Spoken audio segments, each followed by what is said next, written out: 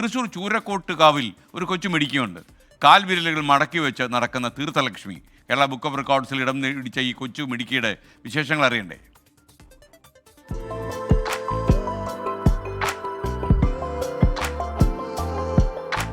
ചൂരക്കോട്ടുകാവിൽ എടച്ചേരി വളപ്പ വീട്ടിൽ തീർത്ഥയുടെ കൊലുസുകളുടെ കിലുക്കം തുടങ്ങിയിട്ട് നാളുകളായി. ഭരതനാട്യം പഠിക്കാൻ ചേർന്നിട്ടുമുണ്ട്. അതിനിടയിലാണ് പ്രത്യേക രീതിയിൽ കുട്ടി നടക്കുന്നത് അച്ഛൻ ജിനുവിന്റെ ശ്രദ്ധയിൽപ്പെടുന്നത്. ഒരു മാസം മുന്നെയാണ് അവളിങ്ങനെ നിൽക്കുന്നത് കണ്ടത്.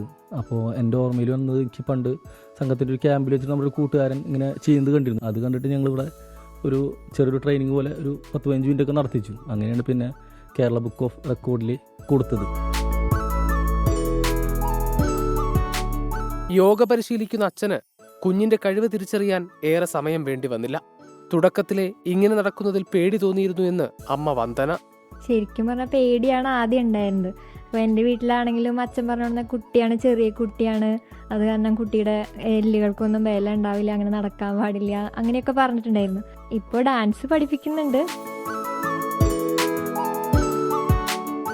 അയ്യന്തോൾ സരസ്വതി വിദ്യാ നികേതനിൽ LKG വിദ്യാർത്ഥിയാണ് തീർത്ഥലക്ഷ്മി.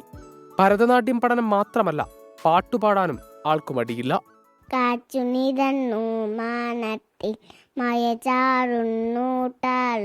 കേരള ബുക്ക് ഓഫ് റെക്കോർഡ്സിന് പിന്നാലെ കലാം റെക്കോർഡ്സിലും ഇടം പിടിച്ചിരിക്കുകയാണ് ഈ കുരുന്ന്. ഇന്ത്യ ബുക്ക് ഓഫ് റെക്കോർഡ്സിലേക്കും അപേക്ഷ അയക്കുന്നുണ്ട്. വിദേശ രാജ്യങ്ങളിൽ ബാല്യനൃത്തം ചെയ്യുന്നവർ മാസങ്ങളുടെ പരിശീലനം കൊണ്ടാണ് ഇങ്ങനെയൊന്ന് നടക്കാൻ തന്നെ പഠിച്ചെടുക്കുന്നത്. അതാണ് ഈ LKG-കാരി തീർത്തു നിഷ്പ്രയാസം ചെയ്യുന്നത്. അവാർഡുകളുടെ തിളക്കം ഇനിയും ഉണ്ടാകട്ടെ. ക്യാമറാമാൻ മണികണ്ഠനും വിഷ്ണുവിനുമൊപ്പം അമൽ സുരേന്ദ്രൻ, 24 തൃശൂർ.